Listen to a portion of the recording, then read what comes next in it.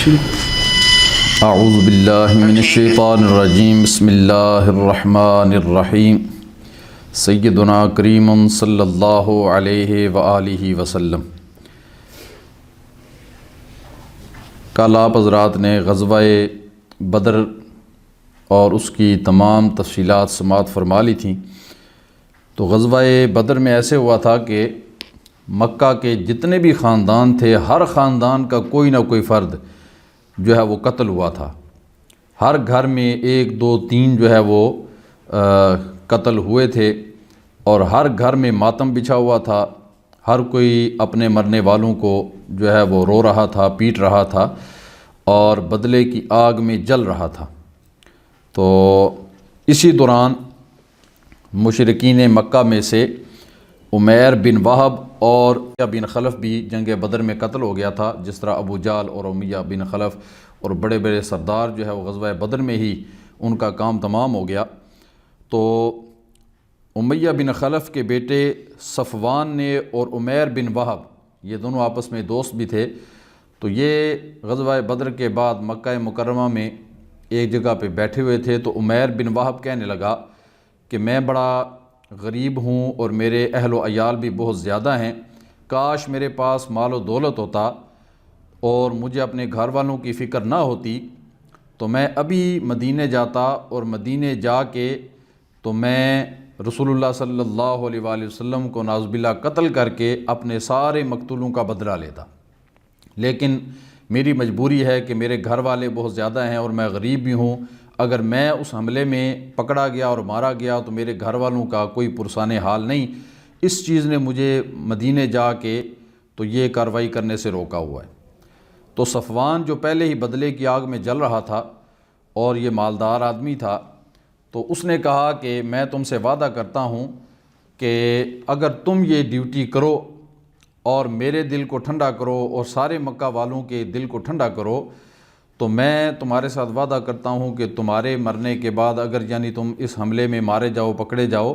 تو تمہارے گھر والوں کا سارا خرچہ میں دوں گا اور تم پر جتنا قرض ہے وہ بھی میں دے دوں گا۔ تو عمیر بن وہب نے اس آفر کو قبول کیا اور دونوں نے ایک دوسرے کے ساتھ وعدہ وعید کیے، اور پھر عمیر بن وہب جو ہے اس نے مدینے جانے کی تیاری شروع کر دی،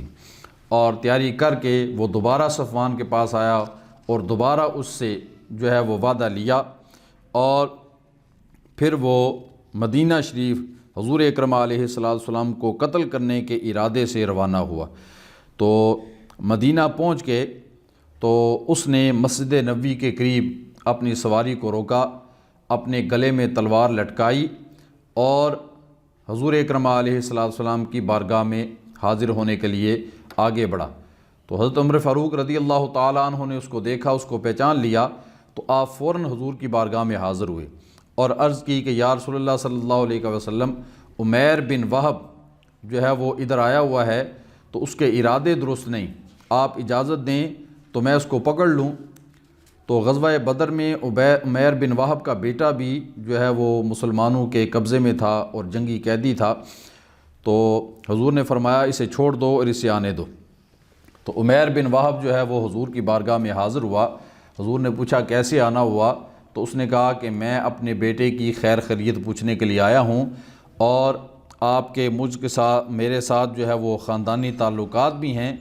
تو میں یہ امید لے کر آیا ہوں کہ آپ زر فدیہ میں کی ادائیگی میں میرے ساتھ خصوصی رعایت کریں گے۔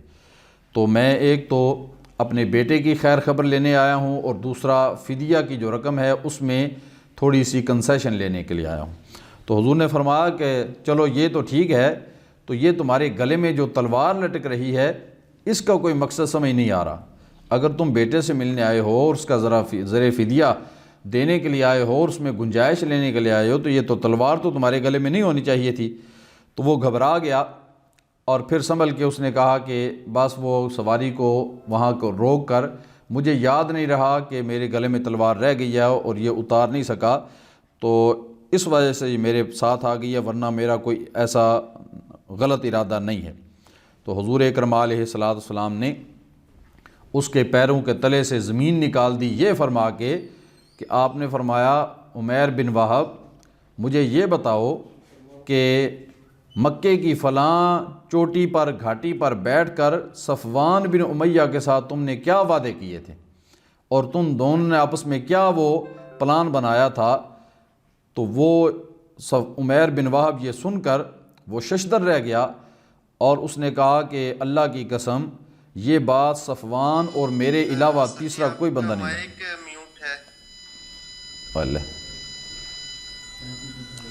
کہاں سے میوٹ ہوا ہے؟ اب آواز آ رہی ہے؟ جی سر آ رہی۔ ہاں، تو وہ عمیر جو ہے حضور نے اس سے کہا کہ تم نے مکے کی فلاں چوٹی پر بیٹھ کے صفوان کے ساتھ جو ہے وہ مجھے قتل کرنے کا جو پلان بنایا ہے اور جو تم نے ایک دوسرے کے ساتھ وعدہ کیا ہے وہ کیا ہے؟ تو عمیر بن وہب نے جب یہ سنا تو وہ حیران اور پریشان رہ گیا اور وہ کہنے لگا کہ اس بات کا میرے اور صفوان کے علاوہ تیسرا کوئی بندہ نہیں جانتا، تو اگر آپ اتنی دور بیٹھ کر ہم دونوں کے درمیان ہونے والی باتوں کو اور معاہدے کو اگر جان گئے ہیں تو پھر میں گواہی دیتا ہوں کہ اشہد اللہ الہ الا اللہ و اشہد ان محمد رسول اللہ، کہ اللہ کے سوا کوئی معبود نہیں اور آپ اللہ کے سچے رسول ہیں۔ تو عمیر جو ہے وہ جو حضور اکرم علیہ السلام کو نعوذ باللہ قتل کرنے کے ارادے سے آیا تھا،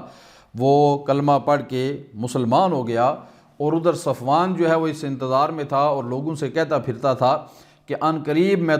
تمہیں مدینہ سے ایک خوشخبری سناؤں گا۔ تو وہ اس انتظار میں تھا کہ عمیر جو ہے وہ کب اپنا جو ہے وہ کام کرے اور اپنی مہم کو سر کرے اور ہمیں خوشخبری ملے۔ لیکن حضرت عمیر بن وہب جو ہیں وہ اسلام قبول کرنے کے بعد حضور سے اجازت لے کر مکہ واپس آئے، تو واپسی پر جب صفوان کو پتہ چلا کہ یہ الٹا حضور کو قتل کرنے کے بجائے جو ہے وہ کلمہ پڑھ کے آ گیا ہے، مسلمان ہو گیا ہے، تو اس نے افسوس کا اظہار کیا اور اس نے فوراً عمیر سے کہا کہ جو میں نے تم سے وعدہ کیا تھا وہ سب میں ان وعدوں کو ختم کرتا ہوں، ان معاہدوں کو ختم کرتا ہوں۔ تو یہ جو جال صفوان بن امیہ نے بنا تھا وہ سارے کا سارا جو ہے وہ ختم ہو گیا۔ پھر 2 ہجری میں بہت سے جو احکام ہیں وہ نافذ العمل کیے گئے، یعنی 2 ہجری میں تحویل قبلہ کا تاریخی واقعہ جو ہے وہ پیش آیا۔ حضرت ظالمت رحمۃ اللہ تعالیٰ علیہ نے اس کی تفصیل کو بھی ذکر کیا ہے کہ مدینہ آنے کے بعد رسول اللہ صلی اللہ علیہ وسلم تقریباً 17 ماہ تک بیت المقدس کی طرف، قبلہ اول کی طرف جو ہے وہ اپنا چہرہ مبارک کر کے اور مسلمان بھی نماز پڑھتے رہے، لیکن حضور اکرم علیہ السلام کی خواہش یہ تھی کہ مسلمانوں کا قبلہ جو ہے وہ بیت اللہ شریف کو بنا دیا جائے، جس کو حضرت ابراہیم علیہ السلام اور حضرت اسماعیل علیہ السلام نے جس کو ازسر نو تعمیر کیا تھا۔ حضور کی خواہش تھی کہ یہ مسلمانوں کا قبلہ ہو، تو 17 ماہ تک مسلمان اور رسول اللہ صلی اللہ علیہ وسلم بیت المقدس کی طرف اور قبلہ اول کی طرف چہرہ کر کے نماز پڑھتے رہے۔ اور پھر حضور اکرم علیہ السلام جو ہے وہ ظہر کی نماز پڑھ رہے تھے، تو اسی دوران اللہ تعالیٰ کی طرف سے جبریل امین تحویل قبلہ کا حکم لے کر آئے اور فرمایا قد نرا تقلب وجہک فی السماء فلنولینک قبلۃ ترضاها فول وجہک شطر المسجد الحرام وحیث ما کنتم فولوا وجوہکم شطرہ۔ تو فرمایا کہ اللہ تعالیٰ فرماتا ہے کہ اے محبوب، ہم آپ کے چہرہ والضحیٰ کو آسمان کی طرف بار بار اٹھتا ہوا دیکھ رہے ہیں، تو ہم ان قریب آپ کی خواہش کے مطابق آپ کا قبلہ بنا دیں گے۔ تو پھر فرمایا کہ اپنے چہرے کو بیت المقدس سے مسجد حرام کی طرف پھیر لیجئے اور جہاں بھی آپ نماز پڑھیں تو قبلہ کی طرف، بیت اللہ کی طرف ہی چہرہ کر کے نماز پڑھیں۔ تو رسول اللہ صلی اللہ علیہ وسلم نے 2 رکعتیں پڑھ لی تھیں ظہر کی، اور پھر اگلی 2 رکعتیں جو ہیں وہیں سے آپ نے قبلہ جو ہے وہ بیت المقدس سے بیت اللہ شریف کی طرف جو ہے مسجد حرام کی طرف چہرہ مبارک کیا، اور آپ نے بقیہ نماز اس طرح پڑھی۔ اور پیچھے جو آپ کے صحابہ کرام تھے نماز میں، وہ بھی فوراً حضور کو دیکھ کے انہوں نے بھی اپنا چہرہ جو ہے وہ بیت المقدس سے جو ہے وہ خانہ کعبہ کی طرف وہ پھیر لیا۔ تو اس نسبت سے وہ مسجد جہاں یہ واقعہ پیش آیا اس کو مسجد قبلتین کہا جاتا ہے۔ تو عباد بن بشیر جنہوں نے رسول اللہ صلی اللہ علیہ وسلم کے پیچھے ظہر کی نماز پڑھی تھی، وہ نماز پڑھنے کے بعد انصار کے محلہ بنی حارثہ میں گئے، تو عصر کی نماز کا وقت ہو چکا تھا اور وہاں اس محلے کے اندر مسلمان نماز پڑھ رہے تھے، اور ان کا رخ جو ہے وہ قبلہ اول کی طرف تھا، مسجد اقصیٰ کی طرف تھا، کیونکہ ان کو خبر نہیں تھی تحویل قبلہ کی۔ تو حضرت عباد بن بشیر نے ان نمازیوں کو آواز دی کہ قبلہ جو ہے وہ تبدیل ہو چکا ہے، تو اس لیے تم اپنے چہرے بیت المقدس کی بجائے بیت اللہ شریف کی طرف کر لو۔ تو یہ خبر ملتے ہی وہ سارے کے سارے صحابہ اکرام جو ہیں وہ بھی فوراً پھر گئے اور انہوں نے اپنے چہرے جو ہے وہ بیت اللہ شریف کی طرف کر لیے۔ تو یہ واقعہ ہجرت کے 16 یا 17 ماہ کے بعد رجب کے مہینے میں زوال آفتاب کے بعد جو ہے وہ پیش آیا، اور ظہر کی نماز تھی۔ تو یہ جب واقعہ پیش آیا تو یہودیوں نے اعتراض کرنے شروع کر دیے۔ انہوں نے کہا کہ پہلے آپ بیت المقدس کی طرف چہرہ کر کے نماز پڑھتے رہے، تو اب آپ نے جو ہے وہ اپنا چہرہ بیت اللہ شریف کی طرف کر لیا ہے۔ تو اس قسم کے انہوں نے اعتراضات کیے، تو انہوں نے کہا کہ اس کی وجہ کیا ہے، یہ تو آپ ہمیں بتائیں۔ تو اللہ تعالیٰ نے اس کی وجہ یہ نازل فرمایا وما جعلنا القبلۃ التي كنت عليها الا لنعلم من يتبع الرسول ممن ينقلب على عقبيه۔ تو اللہ تعالیٰ نے فرمایا کہ تحویل قبلہ کا مقصد یہ ہے، اس میں راز یہ ہے تاکہ اللہ تعالیٰ جان لے کہ کون میرے محبوب کی پیروی کرتا ہے اور کون میرے محبوب کی پیروی سے روگردانی کرتا ہے۔ تو یہ حکمت اور یہ سبب جو ہے، وجہ جو ہے وہ اللہ تعالیٰ نے تحویل قبلہ کی جو ہے وہ بیان فرمائی۔ پھر اس کے بعد 2 ہجری میں ہی ماہ رمضان کے روزے مسلمانوں پر فرض کیے گئے۔ حضور اکرم علیہ السلام جب مدینہ میں تشریف لائے تو جو مدینہ کے یہودی تھے وہ 10 محرم کا روزہ رکھا کرتے تھے۔ حضور نے پوچھا کہ اس کی وجہ کیا ہے، تو انہوں نے کہا کہ 10 محرم وہ دن ہے کہ جس دن اللہ تعالیٰ نے حضرت موسیٰ علیہ السلام کو فرعون کے لشکر سے نجات عطا فرمائی تھی، تو ہم اس خوشی میں شکرانے کے طور پر 10 محرم کا روزہ رکھتے ہیں۔ تو رسول اللہ صلی اللہ علیہ وسلم نے فرمایا نحن احق بموسیٰ منکم، تو ہم موسیٰ علیہ السلام کے تم سے زیادہ حقدار ہیں۔ تو حضور نے صحابہ کو فرمایا، مسلمانوں کو فرمایا کہ ہم 9 اور 10 2 دن کا روزہ رکھا کریں گے۔ تو پھر اسی سال 2 ہجری میں ہی مسلمانوں پر ماہ رمضان کے روزے فرض کر دیے گئے، اور اللہ تعالیٰ کی طرف سے پیغام آیا یا ایھا الذین آمنوا کتب علیکم الصیام کما کتب علی الذین من قبلکم لعلکم تتقون۔ اور پھر فرمایا شہر رمضان الذی انزل فیہ القرآن ھدی للناس وبینات من الھدی والفرقان فمن شہد منکم الشہر فلیصمہ۔ تو رمضان کے پورے ماہ کے روزے 2 ہجری میں مسلمانوں پر فرض کر دیے گئے۔ پھر اسی 2 ہجری کے اندر ہی عید الفطر کی نماز یہ مسلمانوں پر واجب کی گئی، پڑھنے کا حکم آیا، اور اسی سال 2 ہجری میں ہی جو صدقۃ الفطر ہے وہ بھی فرض کیا گیا، واجب کیا گیا کہ جب مسلمان رمضان کا مہینہ گزارنے کے بعد عید کی خوشیاں منا رہے ہوں تو پھر ان عید کی خوشیوں میں جو غریب مسلمان ہیں ان کو بھی شامل کریں اور اپنے مالوں میں سے صدقہ فطر ادا کر کے ان کے لیے بھی عید کی خوشیوں کا سامان کریں۔ تو 2 ہجری میں ہی عید کی نماز اور صدقہ فطر جو ہے وہ مسلمانوں پر فرض کیا گیا، اور اسی طرح 2 ہجری میں ہی زکوٰۃ جو ہے یہ بھی مسلمانوں پر، صاحب استطاعت مسلمانوں پر زکوٰۃ بھی فرض کی گئی۔ پھر زکوٰۃ کے جو مصارف تھے وہ بھی اللہ تعالیٰ نے بیان فرما دیے کہ انما الصدقات للفقراء والمساکین والعاملین علیہا والمؤلفۃ قلوبہم وفی الرقاب والغارمین وفی سبیل اللہ وابن السبیل وفریضۃ من اللہ۔ تو اللہ تعالیٰ نے اس آیت مبارکہ میں جو 7 اصناف تھیں جو زکوٰۃ کے حقدار تھے، مصارف تھے، ان کو بیان کیا۔ تو حضرت ذیالعلومت نے ان تمام کی مختصر وضاحت بھی کی ہے۔ تو آپ حضرات چونکہ ٹائم مختصر ہے تو آپ کوشش کریں کہ ضیاء النبی کی اس مقام کو تفصیل کے ساتھ بھی پڑھیں۔ تو 2 ہجری میں یہ احکام جو نازل ہوئے یہ اجتماعی تھے، معاشرے سے متعلقہ تھے، اور پھر حضرت ضیاء العلومت فرماتے ہیں کہ اسی 2 ہجری میں ہی قصاص اور دیت کا قانون یہ بھی مسلمانوں پر نافذ کیا گیا، کیونکہ ہر معاشرے کے اندر ایسے افراد ہوتے ہیں جو قانون پر عمل کرنا پسند نہیں کرتے اور قانون کی خلاف ورزی ضرور کرتے ہیں۔ تو ایسے لوگوں کو راہ راست پر لانے کے لیے اور حدود الہی تک ان کو محدود رکھنے کے لیے قصاص اور دیت کا قانون جو ہے وہ نافذ کیا گیا، اور فرمایا گیا یا ایھا الذین آمنوا کتب علیکم القصاص فی القتل الحر بالحر والعبد بالعبد والانثى بالانثى فمن عفی له من اخیہ شیء فاتباع بالمعروف واداء الیہ باحسان ذلک تخفیف من ربکم ورحمۃ فمن اعتدی بعد ذلک فلہ عذاب علیم۔ تو فرمایا گیا اے ایمان والو، تم پر قصاص جو ہے وہ قتل کے بدلے میں نافذ کیا گیا ہے، تو آزاد آدمی اگر کسی آزاد کو قتل کرے گا تو اسے بدلے میں قتل کیا جائے گا، غلام کو غلام کے بدلے میں، اور مونس کو مونس کے بدلے میں قتل کیا جائے گا، اور جو کوئی اپنے بھائی کو معاف کر دے گا تو وہ اس پر احسان کرے گا۔ تو پھر فرمایا گیا وَلَكُمْ فِي الْقَصَاصِ حَيَاتٌ يَا أُولِي الْأَلْبَابِ لَعَلَّكُمْ تَتَّقُونَ، کہ اے ایمان والو تمہارے لیے قصاص میں زندگی ہے۔ یہ ایسا نہیں ہے کہ یہ کوئی سخت قانون ہے، یہ موت کا قانون ہے، بلکہ فرمایا تم اس پر عمل کرو گے تو تمہاری زندگیاں سلامت رہیں گی۔ تو قصاص اور دیت کا قانون بھی 2 ہجری میں ہی مسلمانوں پر جو ہے وہ نافذ کیا گیا۔ پھر اسی سال 2 ہجری میں ہی سیدۃ النساء اہل الجنہ حضرت سیدہ فاطمۃ الزہرا رضی اللہ تعالی عنہا کا عقد نکاح وہ بھی کیا گیا۔ رسول اللہ صلی اللہ علیہ وسلم کی 4 صاحبزادیاں تھیں، سب سے بڑی صاحبزادی ان کا نام سیدہ زینب تھا، پھر ان کے بعد سیدہ رقیہ،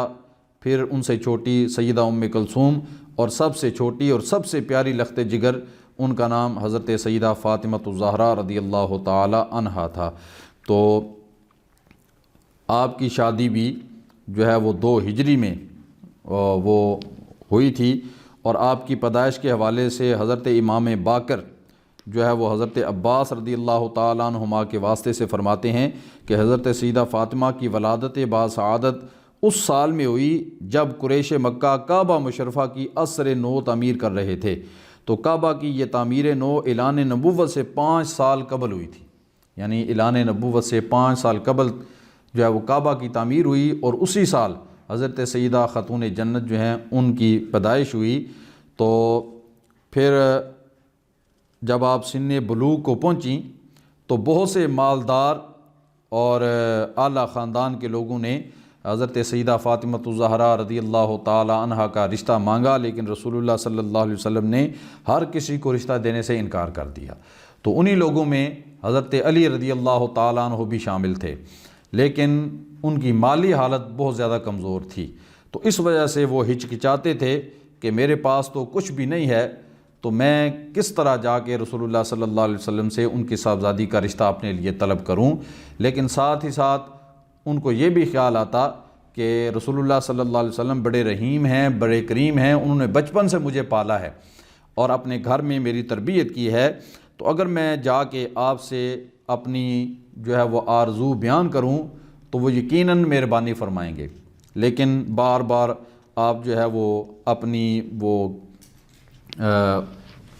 غربت کو دیکھ کے تو رک جاتے تھے، اور رسول اللہ صلی اللہ علیہ وسلم کی بارگاہ میں جا کے رشتہ طلب کرنے سے جو وہ اجتناب کرتے تھے۔ لیکن آخر کار ایک روز جو ہے وہ شرماتے لجاتے جو ہے حضور کی بارگاہ میں حاضر ہوئے، اور مقصد یہ تھا کہ آج تو میں رشتہ ضرور طلب کروں گا۔ لیکن جب وہاں جا کے بیٹھ گئے تو پھر جو ہے وہ ہچکچاہٹ جو ہے وہ غالب آئی، اور زبان گنگ ہوئی، اور گفتگو کرنے کی ہمت نہ ہو سکی۔ تو رسول اللہ صلی اللہ علیہ وسلم نے پوچھا کہ علی کس سلسلے میں آئے ہو، کوئی کام ہے، کوئی طلب ہے؟ تو عرض کی کہ یا رسول اللہ صلی اللہ علیہ وسلم، میں آپ کے پاس کسی کام کی غرض سے تو نہیں آیا، لیکن میں بس آپ کی زیارت کرنے کے لیے آیا ہوں۔ تو پھر حضور نے پوچھا کہ علی جو کچھ کہنا چاہتے ہو وہ کہو۔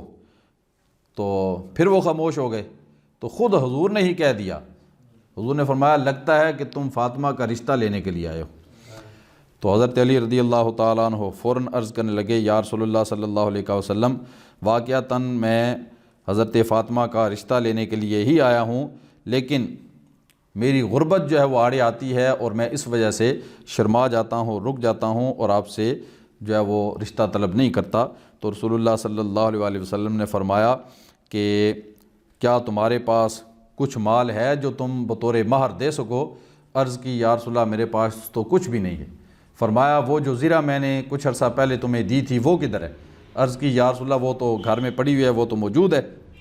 تو تو آپ نے فرمایا وہ زرہ ہی لے آؤ اور وہی بطور مہر جو ہے وہ پیش کر دو، تو اس طرح تمہارا نکاح ہو جائے گا۔ تو رسول اللہ صلی اللہ علیہ وآلہ وسلم نے اس زرہ کے بدلے میں 1 ہجری میں آپ کا نکاح ہوا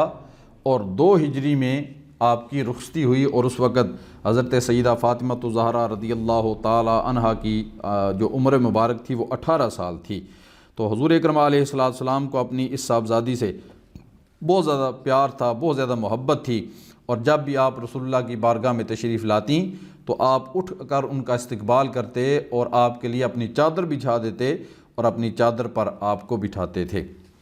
بے شمار حدیث میں آپ کا جو ہے وہ شان اور مقام بیان کیا گیا ہے۔ یہاں بھی حضرت علامت رحمۃ اللہ تعالیٰ علیہ نے کچھ احادیث بیان کی ہیں، تو میں اختصار کی وجہ سے ان کو چھوڑ رہا ہوں۔ تو اس طرح 2 ہجری میں ہی حضرت سیدہ خاتون جنت رضی اللہ تعالی عنہا کا نکاح ہوا اور آپ کی رخصتی ہوئی۔ تو حضور اکرم علیہ السلام نے اپنی اس پیاری اور لاڈلی بیٹی کو جہیز میں جو ہے وہ ایک بان کی چارپائی، چمڑے کا گدا جس کے اندر روئی کی بجائے کھجور کے پتے بھرے ہوئے تھے، ایک چھاگل، ایک مشک، 2 چکیاں اور 2 مٹی کے گھڑے عطا فرمائے۔ یعنی یہ کل جہیز کا سامان تھا جو حضور اکرم علیہ السلام نے حضرت سیدہ خاتون جنت کو عطا فرمایا۔ پھر اس کے بعد حضرت علامت رحمۃ اللہ تعالیٰ علیہ فرماتے ہیں کہ غزوہ بدر اور غزوہ احد کے درمیان کا جو عرصہ ہے تقریباً 1 سال کا عرصہ، اس عرصے میں بھی متعدد چھوٹے چھوٹے غزوات یہ پیش آئے، جن میں جو ایک غزوہ تھا غزوہ سویق، یعنی ابو سفیان اپنے قافلے کو بچا کر مکہ تو پہنچ گیا تھا، اور اس کے بعد غزوہ بدر ہوا جس میں بہت سے کفار مکہ جو ہے وہ قتل ہو گئے 70 کے قریب۔ تو ابو سفیان جو تھا وہ اس جنگ میں شریک نہیں ہو سکا تھا، تو اس نے پھر بدلے کی آگ میں جلتے ہوئے مسلمانوں کا نقصان کرنے کا ارادہ کیا، اور اپنے کچھ ساتھیوں کو لے کر وہ مکہ سے روانہ ہوا، اور مدینہ کے قریب ایک نخلستان میں جہاں کھجور کے درخت تھے ان درختوں کو انہوں نے نظر آتش کر دیا، اور پھر معبد بن عمر جو انصاری تھے وہاں موجود تھے ان کو تنہا دیکھ کر ان کو بھی شہید کر دیا۔ تو نبی مکرم صلی اللہ علیہ وسلم کو اطلاع ملی تو آپ 200 مہاجرین اور انصار کو لے کر ابو سفیان کے تعاقب میں نکلے۔ تو ابو سفیان کو جب پتہ چلا تو وہ جو ہے وہ واپس مکہ کی طرف بھاگ کھڑا ہوا، تو حضور اکرم علیہ السلام نے ان کا پیچھا کیا، تو ابو سفیان اور اس کے جو ساتھی تھے وہ اپنی جان بچانے کے لیے انہوں نے جو ان کے پاس رسد کا سامان تھا وہ ستو کی بوریاں تھیں، تو وہ انہوں نے رستے میں ہی پھینک دیں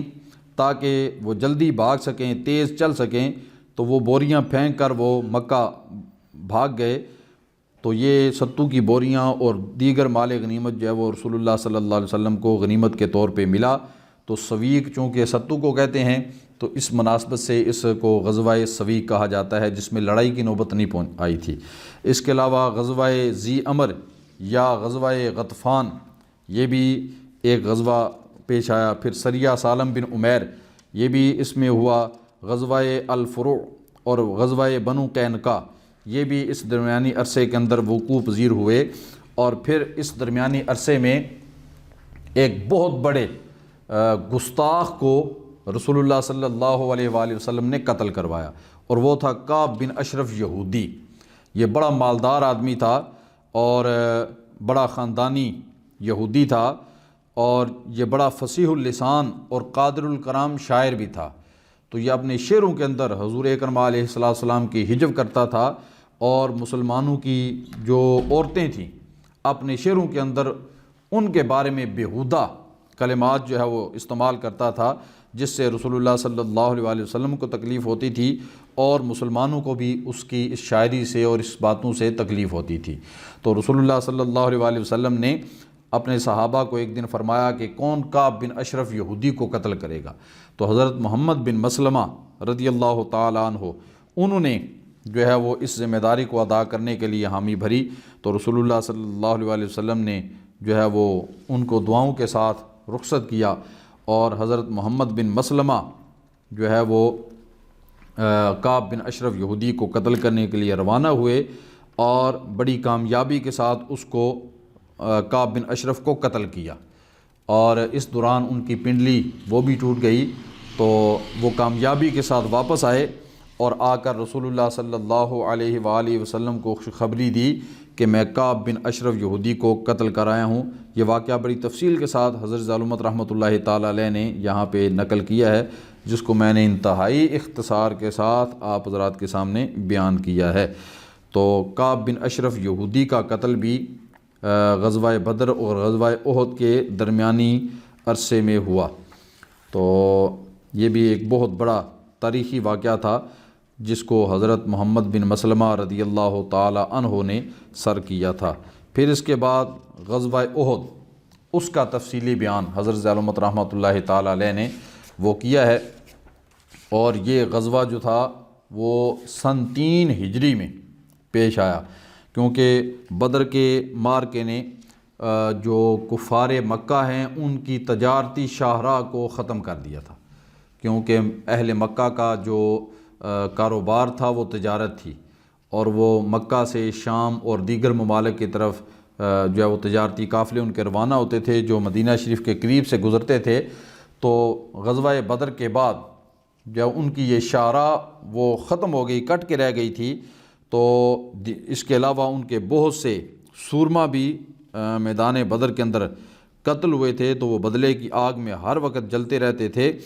اور انہوں نے قسمیں اٹھا رکھی تھیں کہ ہم اپنے مقتولوں کا بدلہ جو ہے وہ ضرور لیں گے۔ تو وہ قافلہ جو ابو سفیان غزوہ بدر کے موقع پہ بچا کے جو ہے وہ مکہ پہنچ گیا تھا، اس کا سارا سامان دار الندوہ کے اندر جوں کا توں پڑا ہوا تھا، کیونکہ اس کے فوراً بعد ہی غزوہ بدر ہو گیا تھا، اور اس میں بہت سے ان کے لوگ قتل ہو گئے تھے، اور ہر کوئی سوگ میں تھا اور غم میں تھا، تو وہ مال ان کو تقسیم کرنے کا موقع کوئی نہ ملا، تو وہ جوں کا توں مال جو ہے وہ پڑا ہوا تھا۔ تو انہوں نے پھر آپس میں یہ فیصلہ کیا کہ اس مال کو، جو تجارتی قافلہ ہے جس میں بہت سارا نفع جو ہے وہ ہمیں حاصل ہوا ہے، تو اس کا جو راس المال ہے وہ اس کے اصل مالکان کو دے دیا جائے، اور جو نفع ہے وہ سارے کا سارا ان کو دینے کے بجائے وہ جو ہے وہ جنگ کی تیاری میں خرچ کیا جائے، اسلحہ خریدا جائے، رسد کا سامان خریدا جائے، اور اس طرح جنگ کی تیاری کی جائے اس نفع کے مال سے۔ تو سارے اہل مکہ نے اس نفع کا جو مال تھا، جس کی مالیت تقریباً 50,000 پونڈ بنتی تھی، وہ سارے کا سارا انہوں نے بخوشی انہوں نے کہا کہ ہم یہ نفع جو ہے وہ سارے کا سارا جنگ کی تیاری میں دیتے ہیں۔ تو راس المال انہوں نے تقسیم کر لیا، اور نفع سارے کا سارا جنگ کی تیاری میں جو ہے وہ استعمال ہونے لگا، تو انہوں نے خوب تیاری کی۔ اسی دوران حضرت جبیر بن مطعم جو اس وقت حالت کفر میں تھے، تو انہوں نے جو ہے وہ ایک حبشی غلام جس کا نام وحشی تھا، جو چھوٹا نیزہ چلانے میں بڑا ماہر تھا اور اس کا نشانہ کبھی خطا نہیں ہوتا تھا، تو اس کی خدمات لیں، کیونکہ جبیر بن مطعم جو ہیں ان کے چچا طعیمہ جو ہیں ان کو حضرت امیر حمزہ رضی اللہ تعالیٰ عنہ نے جنگ بدر میں قتل کیا تھا۔ تو جبیر بن مطعم جو ہیں وہ بدلے کی آگ میں جل رہے تھے، تو انہوں نے اپنے چچا کا بدلہ لینے کے لیے وحشی کو جو ہے وہ قائل کیا کہ اگر تم جو ہے وہ میرے چچا کا بدلہ لو اور جنگ میں امیر حمزہ کو قتل کر دو، تو بدلے میں تمہیں آزاد کر دوں گا۔ تو اس حبشی غلام وحشی نے جو یہ معاہدہ کر لیا، اور پھر جنگ غزوہ احد میں اس نے حضرت امیر حمزہ کو قتل بھی کیا، جس کی تفصیل آگے آ رہی ہے۔ تو کفار کا یہ جو لشکر ہے یہ 5 شوال 3 ہجری کو جو ہے وہ مکہ سے روانہ ہوا، جس میں 3000 جنگجو شامل تھے، یعنی غزوہ بدر میں ان کی تعداد 1000 تھی اور مسلمانوں کی تعداد 313 تھی، اور اب غزوہ احد میں ان کی تعداد 3000 تھی۔ 3000 جنگجو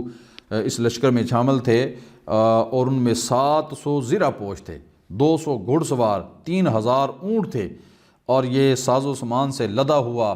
اور مکمل تیاری کے ساتھ یہ کفار کا جو لشکر ہے وہ مکہ سے روانہ ہوا۔ پھر انہوں نے ایک اور کیا کام کیا کہ اپنی عورتیں، جو بڑے بڑے خاندانوں کی عورتیں تھیں، وہ بھی اپنے ساتھ لے لیں، تاکہ ہمارے ساتھ ہماری بیویاں ہوں گی، ہماری عورتیں ہوں گی، تو ہم ان کو چھوڑ کے میدان جنگ سے بھاگ نہیں سکیں گے۔ تو اگر کسی نے بھاگنے کا ارادہ کیا تو اپنی عورتوں کی وجہ سے اسے رکنا پڑے گا۔ تو یہ چال بھی انہوں نے چلی اور اپنی عورتوں کو ساتھ لیا، اور وہ عورتیں بھی بڑے جوش میں تھیں، ان کے پاس دف تھے، اور وہ جنگ کے دوران بھی اور جنگ سے پہلے بھی دف بجا بجا کے اپنے مردوں کا حوصلہ جو ہے وہ بڑھاتی تھی، اور انہیں غیرت دلاتی تھیں، اور انہیں یاد دلاتی تھیں کہ غزوہ بدر میں کس طرح ان مسلمانوں نے تمہارے بھائیوں کو، تمہارے بیٹوں کو، تمہارے باپوں کو قتل کیا ہے، تو اب تم نے ان کا بدلہ ضرور لینا ہے۔ تو وہ یہ عورتیں بھی اس میں شامل تھیں، اور پھر اس لشکر میں ابو عامر فاسق، جس کا تذکرہ کل بھی میں نے کیا تھا کہ یہ ابو عامر فاسق جو تھا یہ منافق تھا، تو اس نے رسول اللہ صلی اللہ علیہ وآلہ وسلم کو کہا تھا کہ جو جھوٹا ہے وہ غریب الوطنی میں قسم پسری کی حالت میں جو ہے وہ ہلاک ہو۔ تو حضور نے فرمایا تھا جو جھوٹا ہے اس کے ساتھ یہی ہو۔ تو یہ چونکہ خود جھوٹا تھا تو پھر یہ مدینہ سے ہجرت کر کے مکہ آ گیا تھا اپنے 50 ساتھیوں کے ساتھ، تو یہ بھی اپنے ان ساتھیوں کو لے کر اس جنگ میں غزوہ احد میں شامل ہوا تھا، اور کفار مکہ کے ساتھ یہ بھی اس جنگ میں شامل ہو کے مسلمانوں کے ساتھ لڑنے کے لیے یہ بھی آ رہا تھا۔ تو کفار کا یہ لشکر جو ہے وہ چلتے چلتے جمعہ کی رات جو ہے وہ اوس و خزرج کے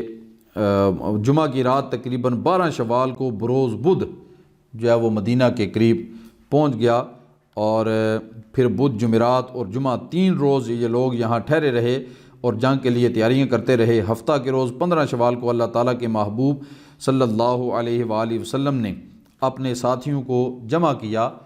اور ان کو جمع کر کے مشاورت کی کہ کفار کا لشکر جرار ہمارے ساتھ جنگ کرنے کے لیے وہ پہنچ چکا ہے، تو ہمیں ان کا مقابلہ کس طرح کرنا چاہیے۔ تو مشاورت ہوئی، تو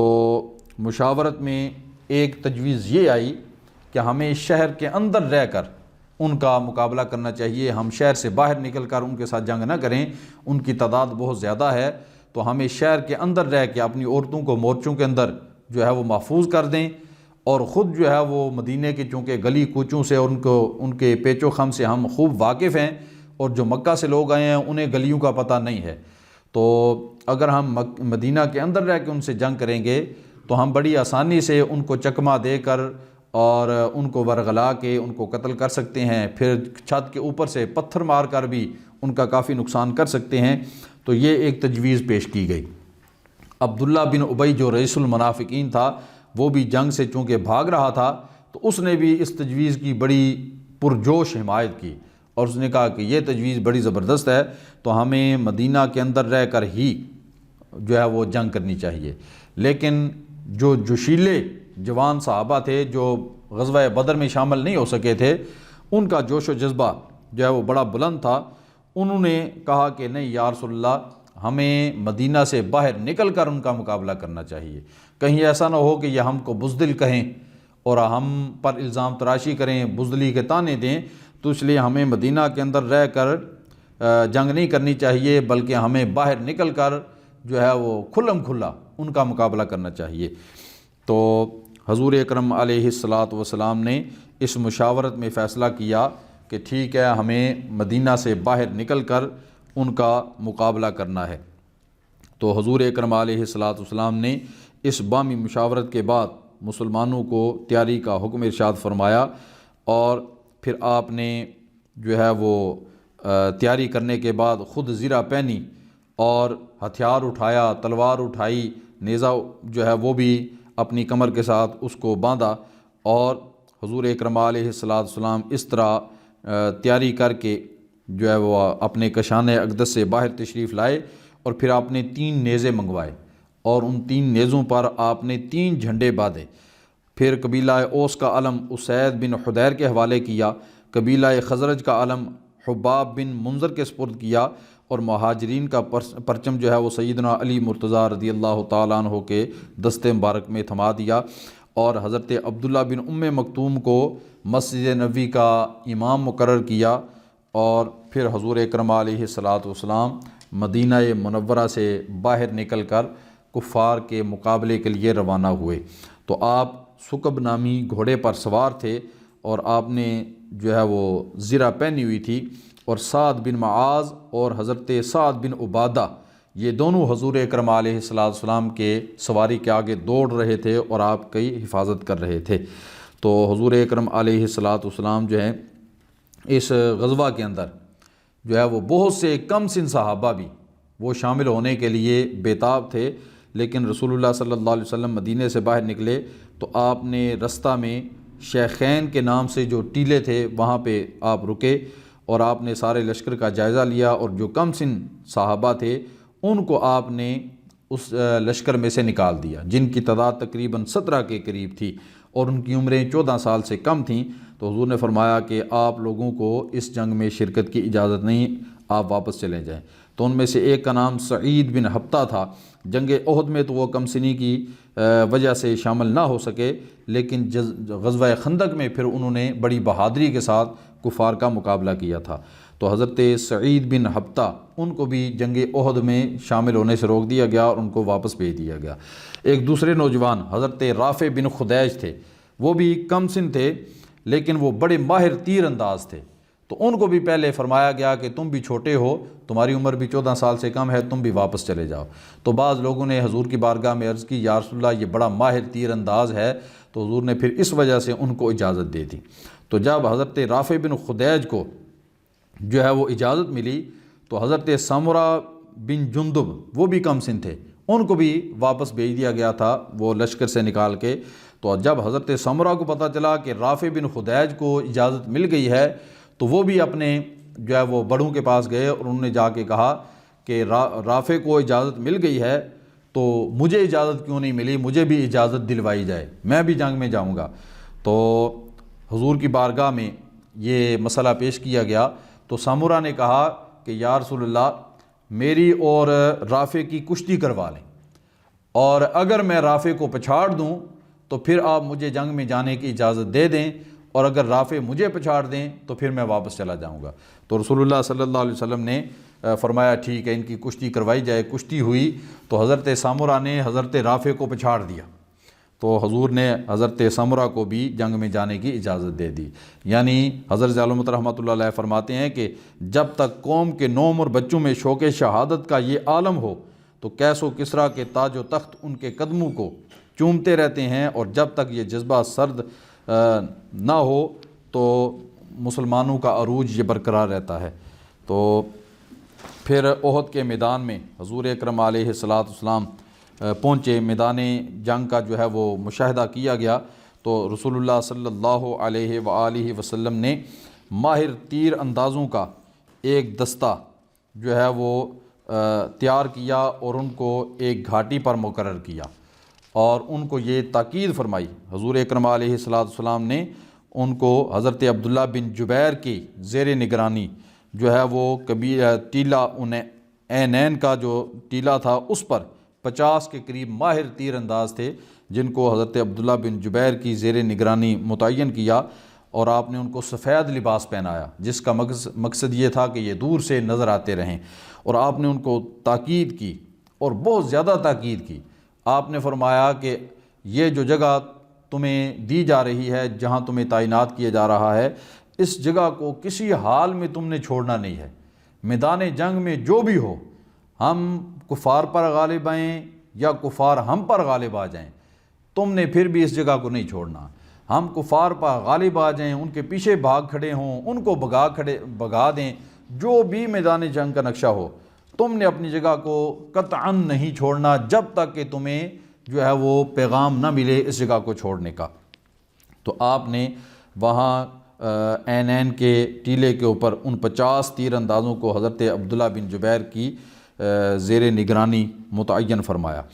اور پھر لشکر اسلامی کے میمنہ یعنی دائیں بازو کی قیادت حضرت زبیر بن عوام کو کے سپرد کی گئی، اور میسرہ کی قیادت حضرت منذر بن عمر کو تفویض کی گئی، اور صف بندی کی گئی، تیاری کر لی گئی، اور دوسری طرف مشرکین وہ بھی صف آرا تھے، اور جب دونوں فریق آمنے سامنے صف آرا ہو گئے تو اس نے انصار کے وہ دونوں قبیلوں اوس اور خزرج کو پیغام بھیجا، یعنی ابو سفیان چونکہ غزوہ احد میں سپہ سالار تھا کفار مکہ کا،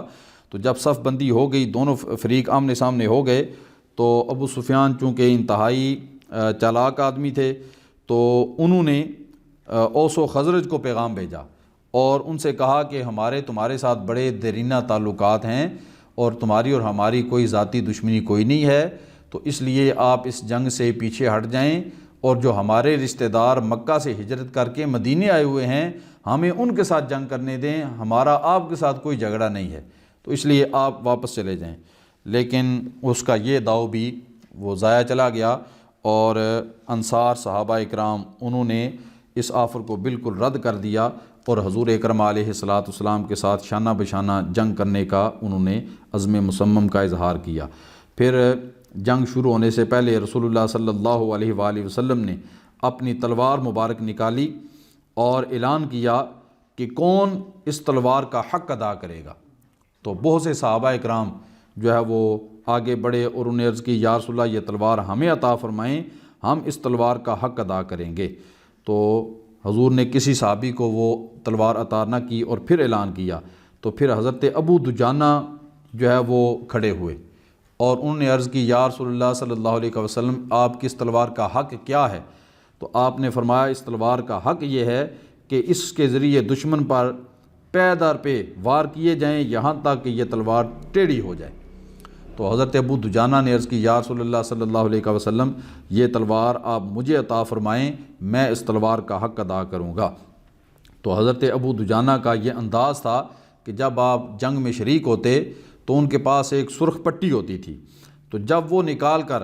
آپ اس پٹی کو اپنے ماتھے پر باندھ لیتے تھے تو پھر لوگ کہتے تھے کہ اب جو ہے وہ مد مقابل کی خیر نہیں ہے۔ تو حضرت ابو دجانہ جو ہے انہوں نے اپنا وہ سرخ دوپٹہ نکالا اور جس کو اصابت الموت کہا جاتا تھا اور اس کو باندھا، اور حضور اکرم علیہ السلام کی تلوار جو ہے وہ اپنے دست اقدس میں لی اور آپ اتراتے ہوئے اور اکڑ کر چلنے لگے۔ تو حضور نے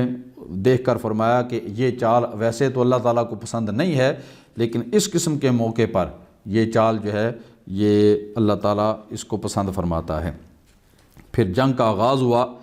اور جنگ میں سب سے پہلے جو ابو عامر فاسق تھا، جو مدینہ سے ہی ہجرت کر کے مکہ اپنے 50 ساتھیوں کے ساتھ آیا ہوا تھا، وہ باہر نکلا اور اس نے جو ہے وہ جنگ کے لیے اور اپنے مقابلے کے لیے آواز دی کہ ہے کوئی جو میرے مقابلے میں آئے۔ تو مقابلے میں جو اوس قبیلہ جو اس کا اپنا قبیلہ تھا، اس کے افراد نے دیکھا کہ یہ ابو عامر فاسق ہے، تو انہوں نے کہا کہ دفع ہو جاؤ، تمہاری آنکھیں کبھی ٹھنڈی نہ ہوں، تم اس قابل نہیں کہ ہم تمہارا مقابلہ کریں۔ تو پھر اس نے دوبارہ جو ہے وہ مبارزت طلب کی، تو پھر اس پر حملہ کیا گیا اور اس کو پھر اس حملے میں وہ بھاگنے پر مجبور ہوا۔ پھر جنگ شروع ہوئی، اور اس جنگ میں حضرت ابو دجانہ رضی اللہ تعالیٰ عنہ جنہوں نے حضور اکرم علیہ السلام کی تلوار لی تھی، اس تلوار کا انہوں نے واقعتاً حق ادا کر دیا، اور انہوں نے بہت سے کفار کو قتل کیا، اور جس طرف بھی وہ تلوار چلاتے ہوئے جو ہے وہ جاتے تھے تو ہر طرف جو ہے وہ کفار مکہ کے لاشیں جو ہے وہ بکھر جاتے تھے۔ اور حضرت زبیر وہ یہ کہتے ہیں کہ میری بھی خواہش تھی کہ وہ تلوار مجھے ملے، لیکن حضور اکرم علیہ السلام نے وہ تلوار مجھے دینے کے بجائے ابو دجانہ کو دے دی تھی، تو مجھے اس بات کا بڑا غم تھا کہ میں حضور اکرم علیہ السلام کا پھوپھی ذات تھا، تو آپ نے مجھے وہ تلوار نہیں دی اور ابو دجانہ کو دے دی۔ تو فرماتے ہیں میں جنگ کے دوران اس تاڑ میں رہا کہ ابو دجانہ جو ہے وہ کیا کرتا ہے، اس تلوار کا حق ادا کر بھی پاتا ہے یا نہیں پاتا۔ تو فرماتے ہیں میں دیکھتا رہا، تو میں نے دیکھا کہ حضرت ابو دجانہ جس طرف بھی نکلتے تو کفار کو قتل کرتے ہوئے اور ان کی لاشوں کو گراتے ہوئے چلے جاتے۔ اور فرماتے ہیں جنگ کے دوران جو ہے وہ ایک دفعہ ہند زوجہ ابو سفیان بھی ان کے تلوار کے نیچے آئی، لیکن آپ نے اس کو قتل کرنے سے اپنا ہاتھ روک لیا۔ تو فرماتے ہیں جنگ کے بعد میں نے ابو دجانہ سے پوچھا کہ تم نے ہر ایک کو قتل کیا، لیکن تیری تلوار کے نیچے ایک دفعہ ہند بھی آئی، تو تم نے اس کو قتل کیوں نہیں کیا؟ تو انہوں نے فرمایا کہ میں نے یہ پسند نہیں کیا کہ رسول اللہ صلی اللہ علیہ وسلم کی تلوار ہو اور میں اس کے ساتھ کسی عورت کو قتل کروں، تو اس لیے میں نے اس کو قتل کرنے سے اپنا ہاتھ روک لیا۔ اور پھر اس جنگ کے دوران جو ہے وہ کفار کے بہت سارے جو علمدار تھے جن کے ہاتھ میں، کیونکہ اس دور میں جو علم ہوتا تھا جب وہ گر جاتا تھا تو سارے لشکر کا حوصلہ پست ہو جاتا تھا اور لشکر بھاگ کھڑا ہوتا تھا۔ تو اس جنگ میں غزوہ احد میں کفار کے تقریباً 11 علم بردار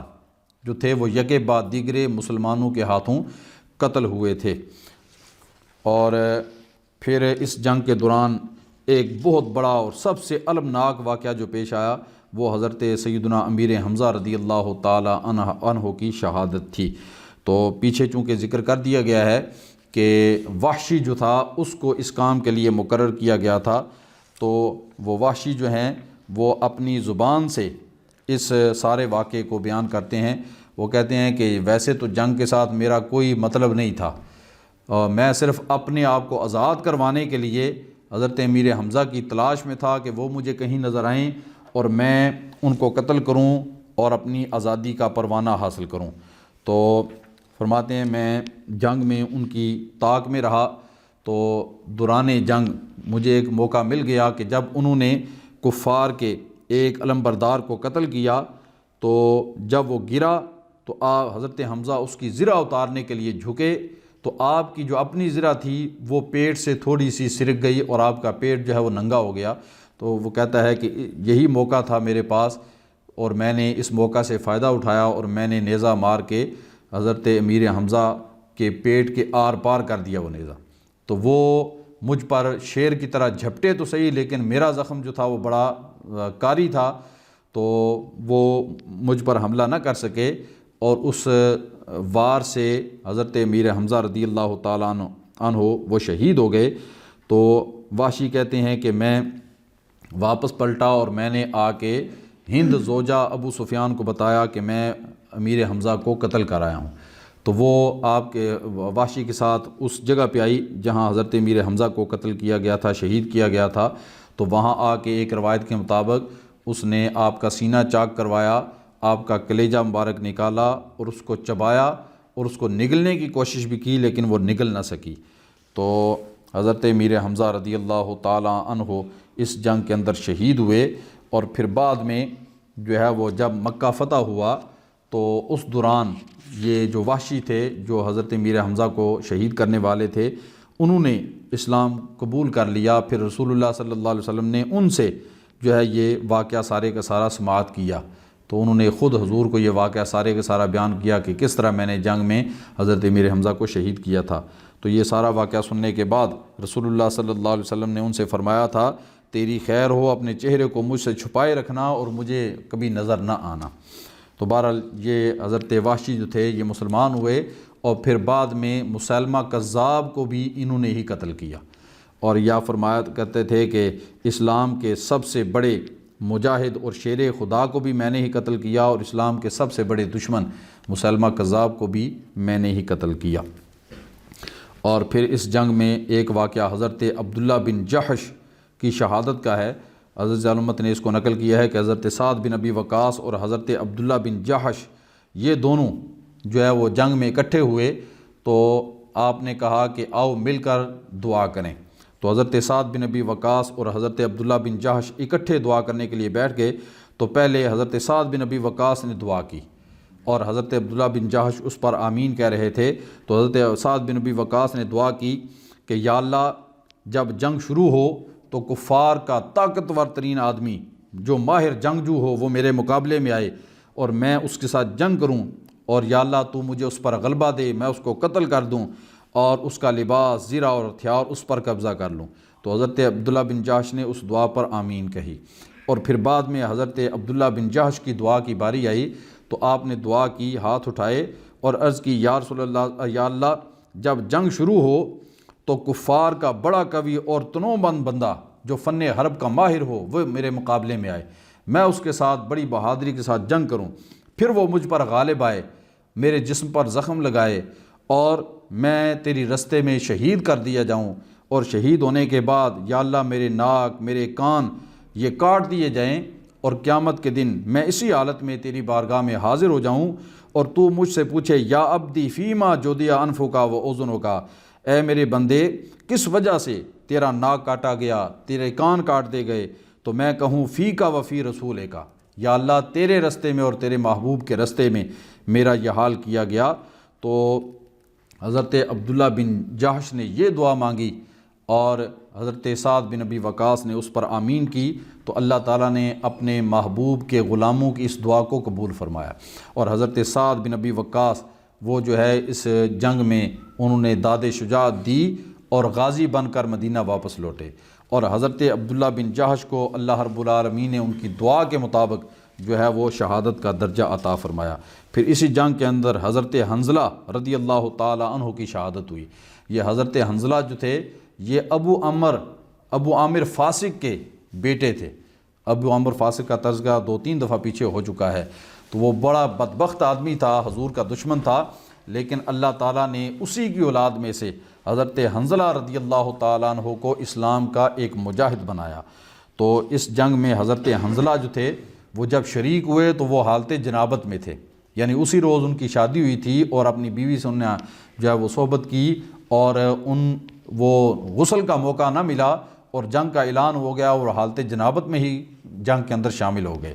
تو جنگ کے اندر جو ہے وہ آپ کی شہادت ہوئی، تو آپ کی جو میت تھی وہ صحابہ کو ملتی نہیں تھی، تو صحابہ پریشان تھے کہ شاید حضرت حنظلہ کی میت کو کفار لے گئے ہیں بے حرمتی کرنے کے لیے۔ تو حضور اکرم علیہ السلام نے ارشاد فرمایا پریشان ہونے کی ضرورت نہیں، میں دیکھ رہا ہوں کہ زمین و آسمان کے درمیان بارش کے تازہ پانی سے